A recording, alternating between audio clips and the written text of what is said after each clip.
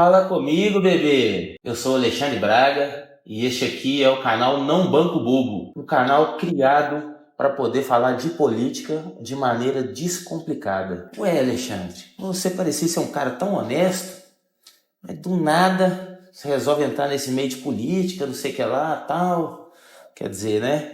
A gente já tem uma associação que falar de política e ser honesto são coisas distintas. Pois bem, se a gente não falar de política, não entender o que está acontecendo no cenário, a gente vai ficar na mão para sempre desses abutres que, ditos representantes do povo, que estão lá tomando decisão por nós, fazendo as coisas acontecer para o bem e para o mal. Por este motivo, eu resolvi trazer as pautas mais relevantes da semana, os assuntos quentes do momento, de maneira descomplicada para você que tem interesse em entender mais e também se preparar para os cenários futuros que estão por vir. Então vem comigo, curte, comenta, compartilha para aqueles seus amigos que fica aí falando abobrinha, que fica aí, que tá precisando saber um pouquinho mais sobre o que está acontecendo. Beleza?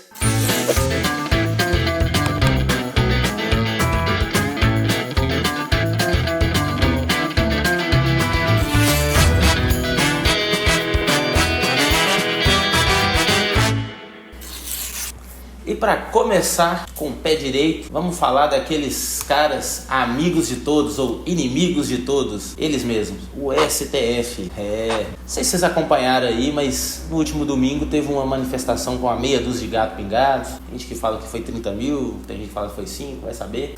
O fato é que teve uma manifestação sobre aquele camarada que morreu dentro da cadeia. Ele foi preso no dia 8 de janeiro, aquele episódio fatídico. O advogado dele entrou com um habeas corpus para que ele ficasse solto justamente por causa da situação de saúde dele, né? O terrorista tinha que ficar pelo menos em prisão domiciliar, mas numa decisão monocrática do ministro André Mendonça, não permitiu que o cara fosse solto, não ficasse em prisão domiciliar. O que aconteceu? Meses depois o cara veio a falecer num banho de sol. E aí, gente? Um absurdo que aconteceu, uma pessoa que foi avisado, o cara tinha problema de saúde, ficar preso, tratado como terrorista, morreu dentro da cadeia, infarto, sei lá o que foi. Pois bem, já emendando um assunto no outro, foi uma decisão monocrática, uma pessoa só do STF, nunca teve um voto na vida, nunca teve um voto na vida de ninguém, tomou uma decisão dessa por conta própria. E aí, semana passada, o Senado aprovou uma lei que limita esse tipo de situação. Ou seja, o cara foi lá, um cara tomou essa decisão, não vai valer de nada. E aí, você entendeu a importância dessa lei? Por quê? Ou seja, repetindo, um cara não poderá mais tomar decisão sozinho sobre coisas que impactam na vida do cidadão brasileiro. Por exemplo, aprovaram recentemente a descriminalização de drogas, uma pessoa só. Recentemente, aprovaram um texto que limita, altera as leis sobre os indígenas, sobre as terras indígenas, impactando o agro, que é um dos maiores motores propulsores da economia brasileira. Então, esse negócio foi aprovado semana passada, foi muito importante. Contudo, o senhor Arthur Lira, pró-governo, enquanto estiver recebendo, o que ele fez? Falou que não é importante isso não. Ele falou que ele tem uma lista de coisas para votar antes de votar a limitação do STF. Aí eu te pergunto, quantas pessoas mais vão precisar sofrer nas mãos da ditadura chamada STF para as coisas mudarem nesse país? Aí essa que é a grande questão.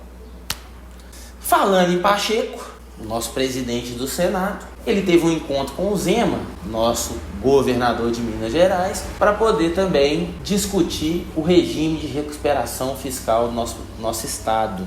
O Lula não quis participar dessa reunião. O que é isso, Alexandre? Regime de recuperação fiscal é uma maneira, uma saída que o Zema encontrou de livrar, de reparcelar, refinanciar, de colocar Minas Gerais nos trilhos no que tange à economia.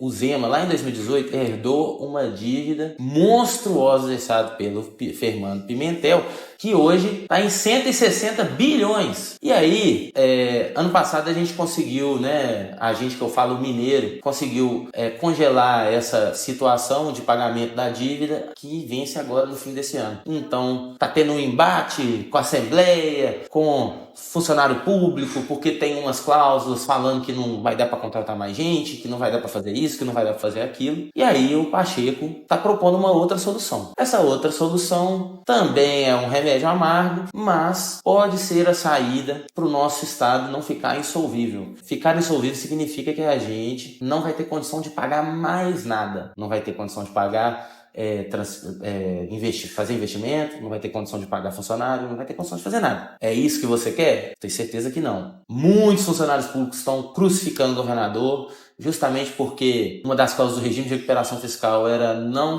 dar aumento durante um período X aí, salvo engano, 9 anos. Mas vamos lembrar que também esse mesmo governador foi quem colocou as contas em dia. Se esse funcionário público estadual está recebendo em dia hoje, ele pode honrar com os compromissos dele, garantido, é porque houve alguém que organizou a casa. E não adianta o cara chegar aí e falar que vai dar aumento, falar que vai fazer isso, fazer aquilo, investir nisso, investir aqui sem ter dinheiro, né?